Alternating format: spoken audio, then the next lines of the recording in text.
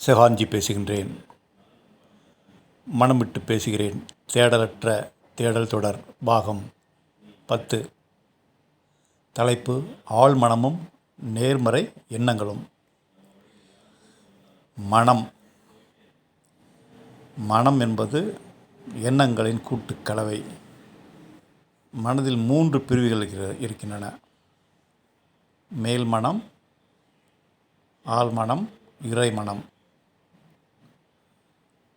Conscious, subconscious, super conscious. சராசரி மனிதர்கள் கான்சியஸுக்கும் சப்கான்சியஸுக்கும் இடையே செயல்பட்டு கொண்டிருக்கின்றார்கள். இந்த சப்கான்சியஸ் மைண்ட் ஒரு குழந்தை மாதிரி, சைல்டு. எதை சொன்னாலும் நம்பிடும். அதில் ஒரு எண்ணம் பதிவாயிடுச்சுன்னா அது பிரபஞ்சத்தோடு தொடர்பு கொண்டு அதை செயலாக்கிறதுக்கு உதவி செய்யும்.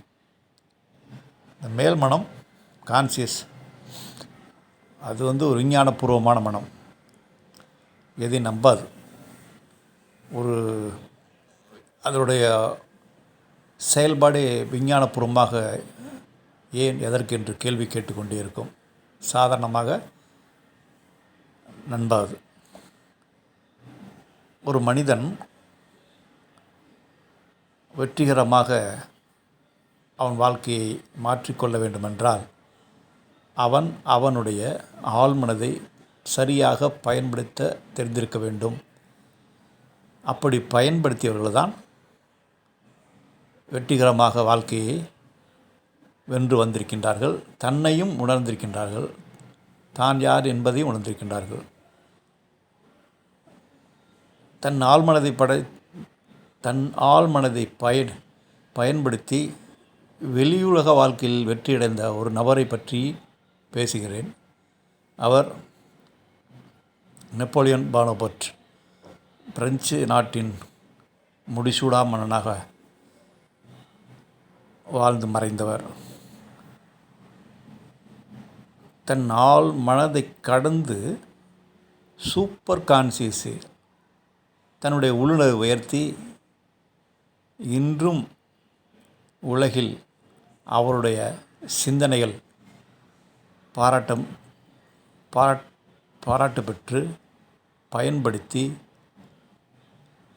மரணமில்லா பெருவாழ்வு வாழ்வதற்கான ஒரு பலவித குறிப்புகளை வழங்கி சென்றுள்ள வள்ளலார். அவரை பற்றியும் இந்த தொடரில் நான் விவரிக்க இருக்கின்றேன். முதலில் நெப்போலியன் போனபார்ட் பற்றி சொல்கிறேன். நெப்போலியன் சிறுவயதாக இருக்கும் பொழுதே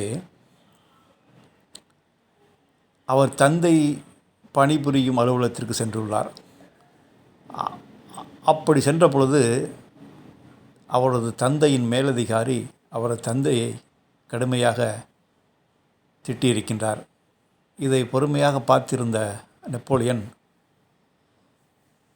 தந்தையை அழைத்து, உங்கள் அதிகாரி திட்டுகிறார், நீங்கள் ஏன் எதிர்த்து பேசவில்லை, ஏன் மௌனமாக இருந்தீர்கள் என்று கேள்வி எழுப்புகிறார். அதற்கு நெப்போலியனின் தந்தை, அவர் எனது மேலதிகாரி, அவரிடம் நான் கோபப்பட முடியாது. அப்படி கோபப்பட்டால் நான் இந்த வேலையை இழக்க வேண்டியிருக்கும்.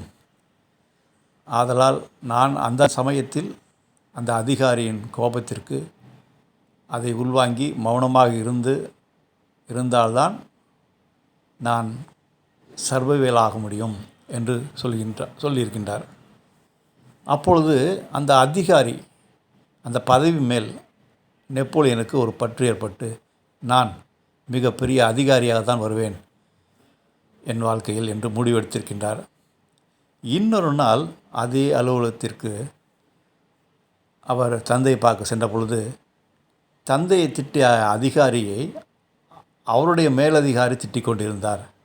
இதையும் நெப்போலியன் கவனித்திருக்கின்றார். இதை பற்றியும் தன் தந்தையிடம் கேள்வி எழுப்பியிருக்கின்றார். ஏன் உங்களை திட்டிய அதிகாரியை இன்னொரு அதிகாரி திட்டிக் கொண்டிருக்கிறார்? அப்பொழுது அந்த அதிகாரி பொறுமையாகவும் அமைதியாகவும் அந்த திட்டை வாங்கி கொண்டிருக்கின்றாரே, ஏன் இப்படி? அவருடைய மேலதிகாரி அவரை திட்டும்பொழுது அவரும் வாங்கித்தானே ஆக வேண்டும் என்று அவர் தந்தை கூறுகின்றார். அப்பொழுது நான் எல்லோரையும் அதிகாரம் செய்யும் ஒரு அதிகார நிலைக்கு என் வாழ்க்கையில் உயர விரும்புகிறேன் என்று நெப்போலியன் சொல்ல, அதற்கு அவர் தந்தை, அப்படி ஆக வேண்டுமென்றால் நீ இந்த நாட்டின் மன்னனாக வேண்டும் என்று எதோச்சையாக கூறியுள்ளார். இந்த வார்த்தை சிறுவன் நெப்போலியனின் ஆழ்மனதில் ஆழமாக பதிந்துவிட்டது.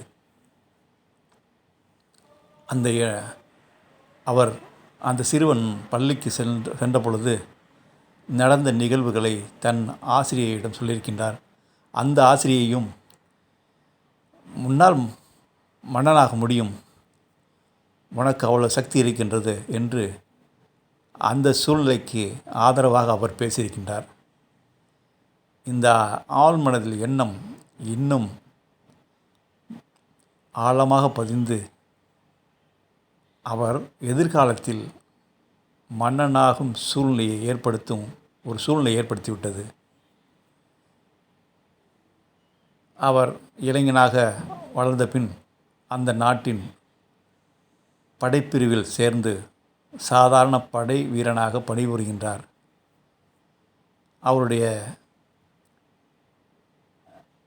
எண்ணமும் நம்பிக்கையும் செயல்பாடும் படிப்படியாக அந்த படையில் உயர்ந்த இடத்திற்கு செல்கின்றார். அப்பொழுது அந்த நாட்டில் ஒரு புரட்சி ஏற்படுகின்றது. மன்னர் ஆட்சி வீழ்கிறது.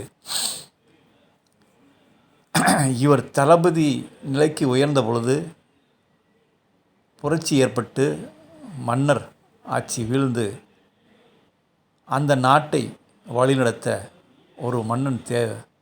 ஒரு அதிகாரி தேவைப்படுகிறார். ஒரு தளபதி தேவைப்படும் பொழுது அந்த இடத்தை நெப்போலியன் பானபர்ட் நிரப்பிவிடுகிறார். அந்த நாட்டின் சக்கரவர்த்தியாக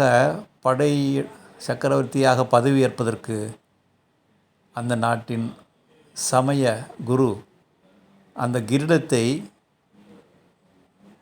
அந்த சக்கரவர்த்தி தலையில் சூட வேண்டும். அதை சூடுவதற்கு முன்பாகவே அந்த சமய குருவிடமிருந்து கிரீடத்தை வாங்கி தானே தலையில் மாட்டிக்கொண்டார். நெப்போலியன் பானபர்ட் குள்ளமானவர், ஆனால் மனதளவில் மிக சக்தி வாய்ந்த மனிதன். அவர் போர்க்களத்தில் இருக்கும் பொழுதே ஓய்வெடுக்கும் பழக்கம் உள்ளவர்.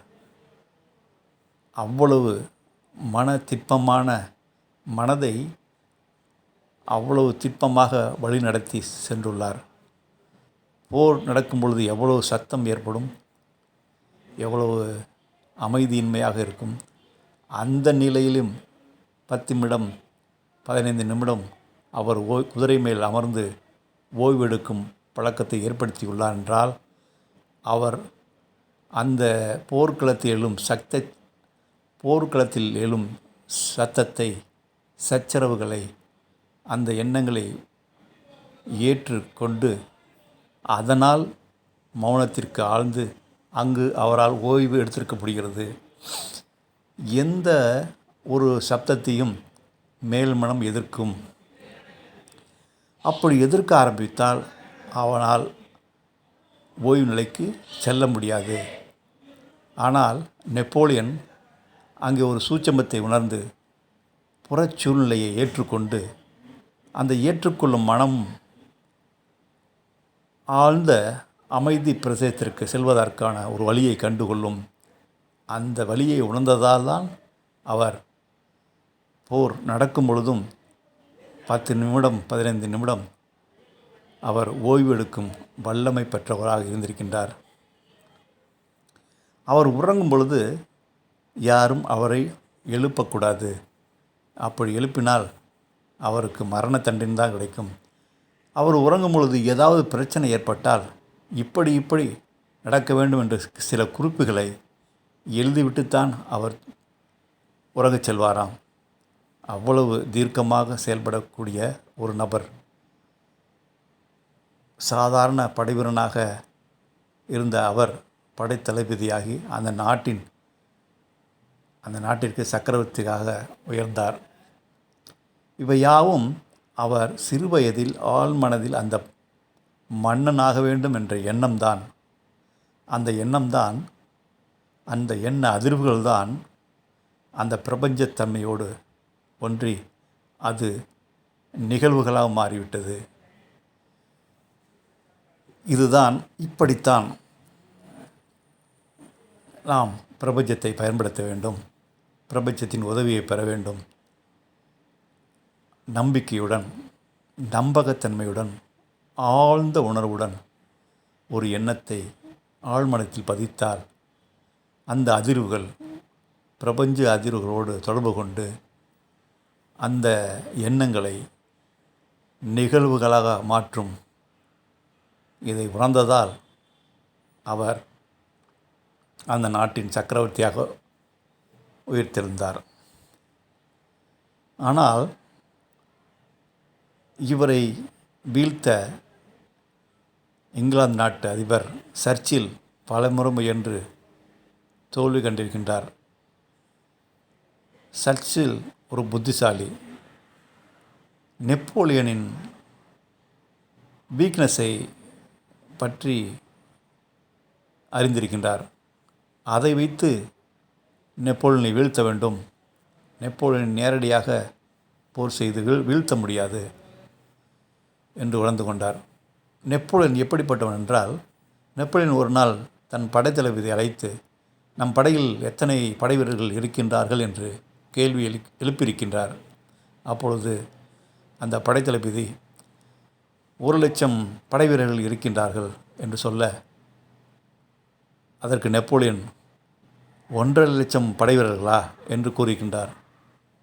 என்ன சொல்கின்றீர்கள்? நான் 1,00,000 என்று தானே சொன்னேன், என்னையும் சேர்த்து தான் சொல்கிறேன், 1,50,000 படை வீரர்கள் இருக்கின்றார்கள் என்று.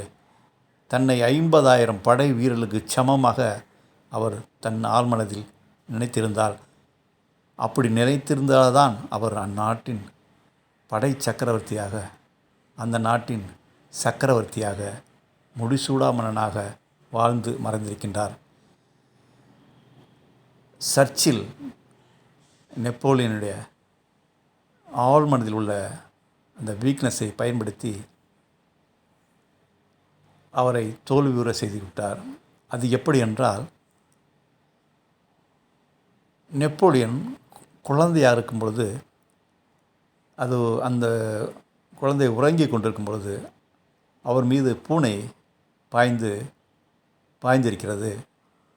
அந்த பூனை அவர் மீது விழுந்த அந்த எண்ணம் ஆழ்மனதில் பயமாக பதிந்திருக்கின்றது. இந்த குறையை அவர் அறியாமல் இருந்திருக்கின்றார். இந்த குறையை, இந்த ஆழ்மனை பதிவை நுட்பமாக கண்டுகொண்ட சர்ச்சில் போர்க்களத்தில் நெப்போலியன் முன் 1000 பூனைகளை உழவு விட்டிருக்கின்றார். படை சக்கரவர்த்தி, படை தளபதி, உச்சத்தில் வாழ்ந்த அந்த சக்கரவர்த்தி எத்தனை போர் வீரர்கள் இருந்தாலும் வென்றும் விடும் வல்லமை கொண்ட அந்த நெப்போலியன் பானபட் பூனையை பார்த்தபோதும் வெலவெலத்து போனார். அவருடைய கையில் இருந்த வாள்கள் நழுவின. அவரால் என்ன செய்வதென்றே செய்ய முடியாத நிலைக்கு ஆட்பட்டு அந்த போரில் அவர் தோல்வியுற்றார். அவரை ஒரு தீவில் கைதியாக வைத்திருக்கின்றனர். அந்த நிலையிலும் அவர் தன்னை ஒரு சக்கரவர்த்தியாகவே நினைத்து வாழ்ந்து கொண்டிருந்தார். தான் அணிந்த அந்த சக்கரவர்த்தி உடையை அவர் மாற்றவே இல்லை. அந்த தீவிலிருந்து தப்பிப்பதற்கான குறிப்புகளை ஒரு நண்பர் மூலம் அவருக்கு ஒரு பெட்டியில் கொடுக்கப்பட்டது. ஆனால் அந்த பெட்டியை அவர் இறுதி வரை திறக்கவே இல்லை. ஏனென்றால் அவர் மனநிலையில் சிறை கைதியாக இருந்தாலும் மனநிலையில் சக்கரவர்த்தியாகவே வாழ்ந்தார். அவர் நிகழ்காலத்துக்கு வரவே இல்லை. அவர் நிகழ்காலத்தில் வந்திருந்தால் கையில் உள்ள பெட்டியை திறந்திருப்பார். அந்த குறிப்புகளை வைத்து அந்த தீவை விட்டு தப்பித்திருப்பார். இந்த ஆழ்மனதில் பதிந்த அந்த பய உணர்வு அவருடைய வாழ்க்கையை திசை திருப்பிவிட்டது. ஆழ்மனதை வைத்து சக்கரவர்த்தியாக உயர்ந்தார். அதே ஆழ்மனதில் பதிந்த பய உணர்விலே அவர் வீழ்ந்தார். நேர்மறை எண்ணங்கள் உயர்த்தியது, எதிர்மறை எண்ணமாகிய பய உணர்வு அவரை வீழ்த்தியது.